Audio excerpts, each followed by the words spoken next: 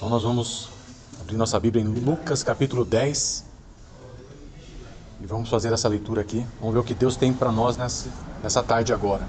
Amém? Vamos fazer uma oração um pouco antes. Pai, nós nos apresentamos aqui, meu Pai, nesse momento, meu Pai. Que o Senhor possa tirar, Senhor, de nós toda a distração, tudo aquilo que possa atrapalhar esse momento de comunhão com a Tua Palavra, meu Pai. Que o Senhor tenha toda a liberdade através do Teu Espírito, meu Pai. Como o Senhor tem feito, meu Pai, construído, Senhor, dia após dia, Senhor, dentro de nós uma palavra de transformação, uma palavra de renovo, meu Pai. Que não seja diferente nesse momento onde nós vamos ler da Tua Palavra, Senhor. O Senhor tenha toda a liberdade, meu Pai. Nós repreendemos, meu Pai, toda ave de rapina, meu Pai, que queira roubar a boa semente, mas que ela venha realmente cair em terra fértil e produzir frutos 30, 60, 100 por um. Em nome de Jesus. Amém. Lucas 10, a missão dos 70. A palavra do Senhor diz assim no Evangelho de Lucas: Depois disto, o Senhor designou outros 70 e os enviou de dois em dois para que o precedessem em cada cidade e lugar aonde ele estava para ir. E lhes fez a seguinte advertência: A seara é grande, mas os trabalhadores são poucos. Rogai, pois, ao Senhor da seara que mande trabalhadores para a sua seara. Ide, eis que eu vos envio como cordeiros para o meio de lobos. Não leveis bolsa, nem alforje, nem sandálias, e a ninguém saudeis pelo caminho. Ao entrardes numa casa, dizei, antes de tudo, paz seja nesta casa. Se houver ali um filho da paz, repousará sobre ele a vossa paz. Se não houver, ela voltará sobre vós.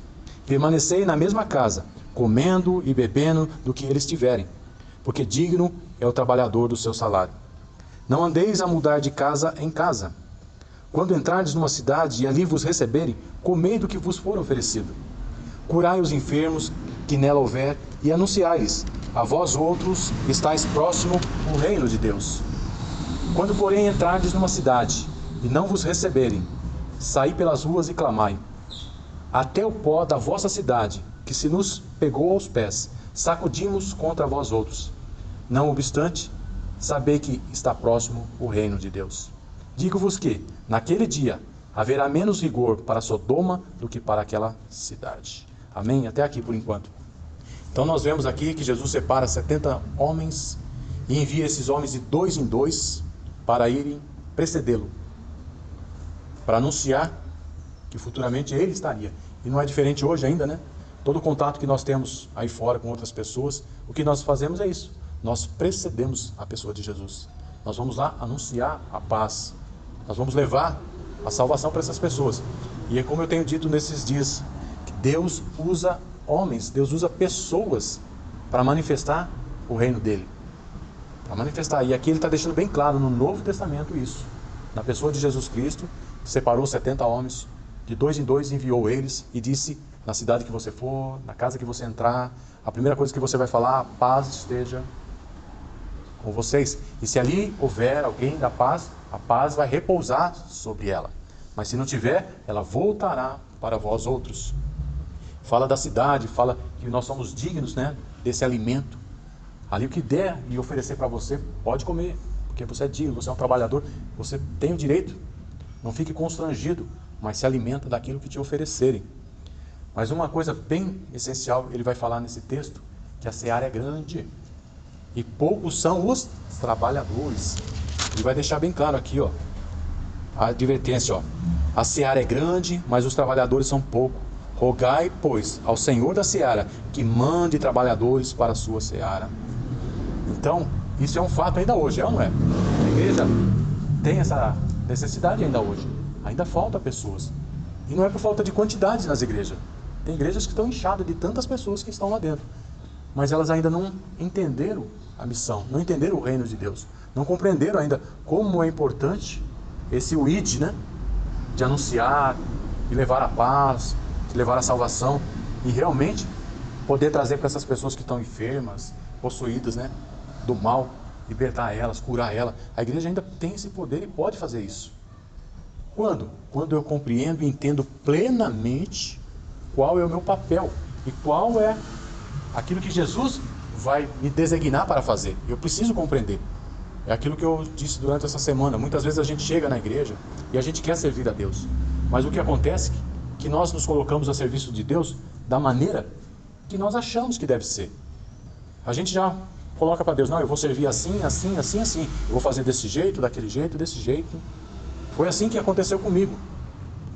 Eu já tinha todo o meu plano para servir a Deus.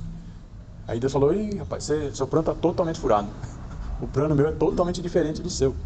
Então nós vemos claramente aqui, quando Jesus separa esses 70 e vai enviar ele de 2 em 2, ele dá ordem para ele. E quando você está debaixo de uma ordem, quer dizer que você tem aquela autoridade. Você está revestido da autoridade, porque você não está servindo a Deus conforme a sua vontade. Mas você está servindo a Deus conforme o mandamento dele. Conforme ele autorizou. Conforme ele te ungiu. Conforme ele te estabeleceu como autoridade. Aí a diferença é muito grande. Porque aí você vai e as coisas acontecem. E acontece do jeito que ele falou que ia acontecer. Porque é ele que liberou a palavra. E quando ele libera a palavra, ela se cumpre se eu estou debaixo da palavra. Porque aqui está falando missão, submissão, né? Porque quando nós tivemos aquele estudo, ficou bem claro para mim. Que submissão, você está debaixo da obediência, nada mais é do que você estar inserido num propósito, numa missão que Deus determinou e você faz parte dela. Você faz parte dela. E eu preciso cumprir, então, essa parte, esse propósito que Deus tem na minha vida. E quando eu compreendo isso, entendo isso e entro no reino de Deus para servir a Deus, saio do meu mundo, daquilo que eu acho, daquilo que eu penso, do jeito que eu quero servir, e falo, não, o propósito é muito maior, porque é isso que a gente vem construindo durante essa semana. Na segunda-feira nós lemos Mateus 6, essa questão de ansiedade, preocupação com as coisas do dia a dia. Se a gente tem um Pai, que é o Criador, Ele cuida das aves do céu, cuida da natureza, lá Jesus vai deixar bem claramente que nós valemos muito mais que tudo isso, porque nós somos filhos dele, mas muitas vezes nós não se comportamos como filho dele, porque o filho que é filho mesmo aceita a disciplina, aceita a repreensão, aceita o amor e fica sujeito aos cuidados do pai. Mas o rebelde não. O rebelde, ele se rebela, ele desobedece e ele quer fazer do jeito dele. E Deus, muitas vezes, Deus libera. Então vai. Mas ele libera por quê? Para que a gente possa cair em si, como está lá em Lucas 15, quando ele fala do filho pródigo. O filho pródigo não veio e falou, dá aí, ó, dá minha herança aí, dá. Você quer? Então, tó. Vai. Experimenta o que você quer experimentar, então. E Deus deixa mesmo a gente experimentar. Só que o resultado é ruim. Muito ruim, poderia dizer. Mas se é assim que a gente vai aprender, amém também, né? Agora o importante é que a gente aprenda a lição. Porque se a gente não aprender a lição, é aquilo que eu tenho falado durante essa semana, se torna aquele círculo vicioso. Deus não vai abrir uma porta, Deus não vai colocar um degrau, mas eu vou continuar vivendo aquela mesma situação. Dia após dia, mês após mês, semana a semana, ano após ano. Mas não é uma punição de Deus, é porque a lição não foi compreendida, não foi aprendida. Porque a partir do momento que eu entender, compreender, Ele abre a porta. Amém? Ele coloca o degrau, Ele te leva para outro nível. Ele não pode te levar na situação e na circunstância que você está agora. Porque se você não estiver preparado, como é que você vai entrar por essa porta? Como é que você vai subir esse degrau? Você precisa aprender a lição agora. Uma vez a lição aprendida agora, Ele vai levar você para outro nível. Amém? E esses homens foram assim. Eles foram e fizeram exatamente como Jesus tinha ordenado. Olha lá no verso 17, como é que eles voltam de Lucas 10.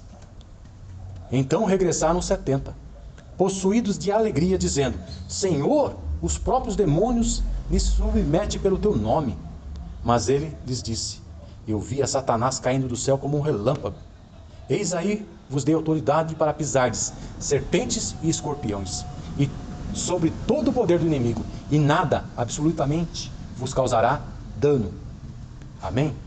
Veja só o que você está inserido debaixo dessa submissão. Se você realmente não é um rebelde, se você realmente está obedecendo aquilo que Deus tem de propósito no reino dele para você, se você realmente saiu do seu mundo e você entrou no reino de Deus mesmo, e agora você está sendo usado para implantar a justiça, o reino e a justiça de Deus, olha o poder que você tem sobre você agora, que está designado, porque você está debaixo dessa missão, então você tem o poder para pisar serpentes, escorpiões, todo o poder do inimigo. Ele via Satanás caindo lá, eles estavam felizes e alegres porque os demônios estavam se sujeitando à autoridade deles, e isso era alegria para eles, porque eles nunca tinham experimentado isso.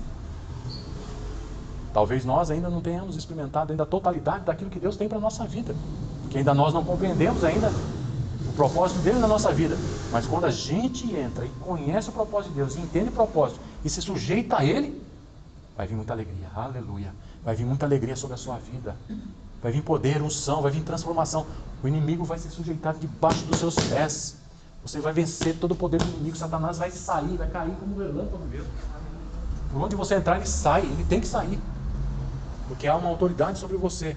Então nós precisamos entender que isso só acontece no Novo Testamento a partir de Jesus. No Antigo Testamento não existia possibilidade de expulsar demônio. Não tinha libertação, uma vez endemoniado, para sempre endemoniado. Mas agora não. Agora a igreja, ela tem essa mesma unção que estava sobre Jesus e está sobre ela. Põe a mão na sua cabeça. Eu sou a igreja do Senhor. E eu tenho a mesma unção que estava sobre Jesus, está sobre a minha vida. E tudo aquilo que for força contrária, todos os espíritos imundos, eles têm que se sujeitar e eles estão debaixo do meu pé. Satanás põe ouvidos para ouvir e ouça. Tudo aquilo que você tem prendido no mundo espiritual, tudo aquilo que você tem amarrado agora, nós te repreendemos no nome santo de Jesus. Tudo aquilo que é promessa do Senhor para a minha vida, para a minha casa, para a minha família, é um fato e realidade. Você não prevalece contra a igreja do Senhor e eu sou a igreja do Senhor. Glória a Deus, aleluia, amém? Embora a gente começa a viver tudo isso, porque a gente se sujeitou, entrou debaixo da missão e está correspondendo àquilo que Deus espera de nós. Porque quando nós olhamos para nós achamos que nós não damos conta de muita coisa, mas não é isso que Deus acha. Deus acha que a gente dá conta de muito mais. Ele enxerga em nós uma capacidade que nós não conseguimos enxergar. Ele vê isso em nós, e por isso que Ele nos chama e nos envia para isso. Ele sabe que nós somos capazes de fazer isso quando? Quando obedecermos. E você obedecendo, você vai participar, vai usufruir e você vai se alegrar. E muitas vezes você vai se alegrar e ainda não vai entender o porquê de tudo isso. Eles voltaram felizes, contentes por tudo aquilo que estava acontecendo na vida deles. Mas sabe o que Jesus fala para eles? Jesus fala, que está escrito aqui, ó, no verso número 20.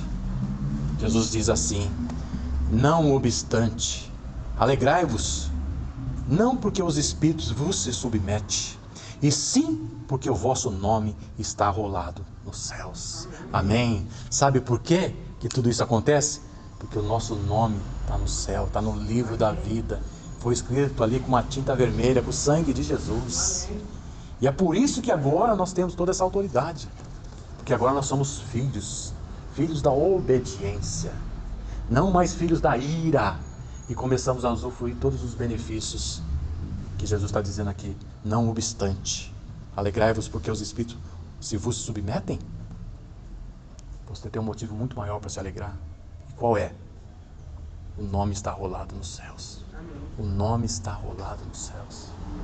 O seu nome, o meu nome, o nome de cada um de nós está lá. E agora nós pertencemos a Ele. Nós ganhamos a vida eterna, nós ganhamos vida eterna totalmente, meu Pai. E por isso eu convido a igreja para ficar de pé agora mais uma vez, para que a gente possa estar orando para encerrar esse momento de culto. Se coloca de pé, vamos orar, que essa ministração, que a gente possa realmente saber que a seara é grande, mas que falta trabalhadores para essa seara, mas que nós como igreja nós temos que orar para que o Senhor possa mandar mais trabalhadores, e mais que isso, que eu possa ser um desses, que eu possa me colocar a serviço do reino de Deus e da justiça dele.